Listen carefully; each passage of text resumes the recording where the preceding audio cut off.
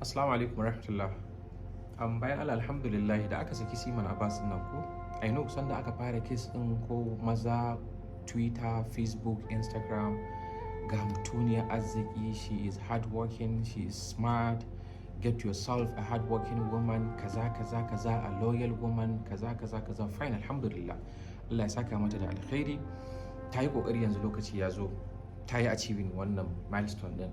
Amma abin da nake so ku gane shine kun taɓa tunani ko tambayar kanku cewa ordinarily matan nan take wannan abun ko mutumin nan ya yi shuka wani abin alkhairi a zuciyarta ne ko ya shuka alkhairi ne yake girba?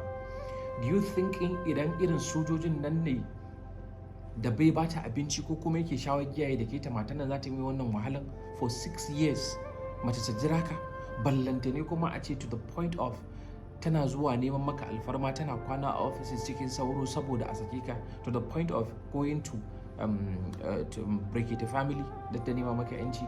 Now muhallin shahidin anan shine tsakaninka da Allah da ya halicce ka, kai yanzu a gidanka mu'amalarka da matarka, idan wata musiba irin wannan ta same ka, kana ganin matarka za ta iya tsaya maka based on yanda kake treating ɗinta, based on zaman ku na yau? Ba ya maganin usaina ba ce, kowace mace na iya zama usaina, amma tsakaninka da Allah a zama na babi na adalci kana kyautatawa da matarka za ta iya maka wannan jiran, kana kyautatawa da matarka za ta ba rocket science ba ne. Ba na tsammanin da mutumin nan na musguna wa matan nan, ni ina ga za ta je ta dinga wannan wahala a kan shi har tana kuka. Amma da yawan kuna nan kuna cewa get yourself a loyal woman, a hardworking woman, a religious woman, ta dauki aure ibada. Tsakaninka da Allah Malam Musa ka dauki aure ibada? Wallahi da yawan ku mazajen ku matan ku ba su ki a yau ka mutu ba, a yau matan ku da yawa ba su ki ka mutu ba saboda musgunawa da cin mutunci da rashin adalci da ke tsakanin ku. Kuma yau kawai kaga abu a Facebook, kaga abu a break it family, mata ta je tana kuka akan mijinta, tana nema mai yanci, ka ce she is hardworking woman, she is this, she is that, kawai kana kwaɗayin irin wannan. Do you think it happens overnight ko kuma haka kawai ne? It's not just like that.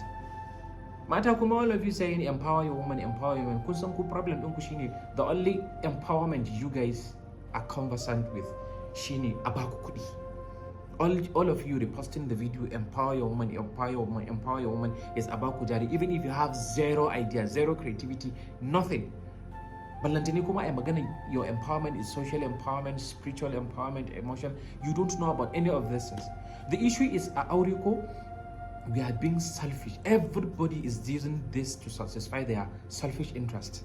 So everybody literally focuses on what is my benefit, what do I gain from this marriage, not what do I offer to make us a better couple, but rather what do I gain, what are my benefits. Kuma ba wannan mawadda da rahman da Allah subhanahu wa ta'ala ya ce mana. So Allah ya datar da mu. Focus on what you offer. In dai batun aure ne, stop being selfish. You're not willing to sacrifice, to forget about certain things that are your rights. Ba a shirya zama aure ba. Allah subhanahu wa ta'ala ya saka mata da alkhairi, ya ba mu ikon gyara alaƙan mu da abokanayen zaman mu. Ma'assalam.